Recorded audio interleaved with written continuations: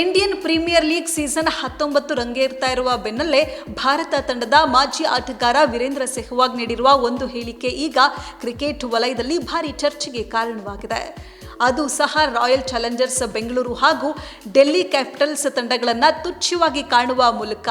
ಅಂದ್ರೆ ತಾನು IPL ಆಡ್ತಾ ಇದ್ದ ಸಮಯದಲ್ಲಿ RCB ಮತ್ತು DC ತಂಡಗಳನ್ನು ಹೇಗೆ ನೋಡ್ತಾ ಇದ್ವು ಎಂಬ ವಿಚಾರವನ್ನ ಸೆಹ್ವಾಗ್ ಮುಕ್ತವಾಗಿ ಹಂಚಿಕೊಂಡಿದ್ದಾರೆ. ಸೆಹ್ವಾಗ್ ಅವರ ಪ್ರಕಾರ ಬಲಿಷ್ಠ ಚೆನ್ನೈ ಸೂಪರ್ ಕಿಂಗ್ಸ್ ತಂಡದ ವಿರುದ್ಧ ಆಡುವಾಗ ಅವರಿಗೆ ಯಾವುದೇ ಭಯವಿರ್ತಿರ್ಲಿಲ್ಲ. CSK ಸೋಲಿಸೋದು ಕಷ್ಟ ಎಂಬುದು ನಮಗೆ ತಿಳಿದಿತ್ತು. ಹಾಗಾಗಿ ಅವರ ವಿರುದ್ಧ ಗೆದ್ರೆ ಅದು ನಮಗೆ ಬೋನಸ್ ಅಂತ ಭಾವಿಸ್ತಾ ಇದ್ವು ಎಂದಿದ್ದಾರೆ.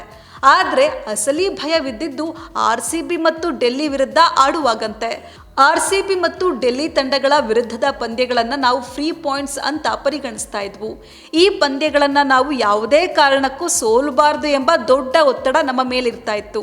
ಟೇಬಲ್ ಅಲ್ಲಿ ಮೇಲೆ ಬರಲು ಈ 2 ಅಂಕಗಳು ಅತ್ಯಂತ ಸುಲಭ ಮತ್ತು ಅನಿವಾರ್ಯವಾಗಿದ್ವು ಅಂತ ಸೆಹ್ವಾಗ್ ಹೇಳಿದ್ದಾರೆ. ನಾವು ರಾಯಲ್ ಚಾಲೆಂಜರ್ಸ್ ಬೆಂಗಳೂರು ಮತ್ತು ಡೆಲ್ಲಿ ಕ್ಯಾಪಿಟಲ್ಸ್ ತಂಡಗಳನ್ನು ನಮಗೆ ಅಂಕಗಳನ್ನು ನೀಡುವ ತಂಡಗಳೆಂದೇ ನೋಡ್ತಾ ಇದ್ವು.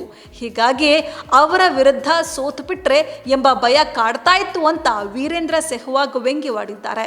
ವೀರೇಂದ್ರ ಸೆಹ್ವಾಗ್ ಅವರ ಈ ಹಳೆಯ ಅನುಭವದ ಮಾತುಗಳು ಇಂದಿನ IPL 2026ಕ್ಕೆ ಅನ್ವಯಿಸೋದಿಲ್ಲ.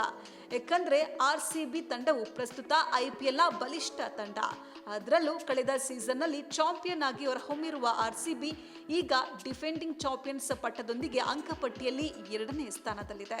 ಅದ್ಯಾಗೋ ಕಾಮೆಂಟ್ರಿ ಮಾಡುವಾಗ ಇತರೆ ತಂಡಗಳ ಅಭಿಮಾನಿಗಳನ್ನ ಕೆಣಕುವ ರೀತಿಯಲ್ಲಿ ಮಾತನಾಡುವ ವೀರೇಂದ್ರ ಸೆಹ್ವಾಗ್ ವಿರುದ್ಧ ಇದೀಗ ಆಕ್ರೋಶಗಳು ವ್ಯಕ್ತವಾಗ್ತಾ ಇದೆ.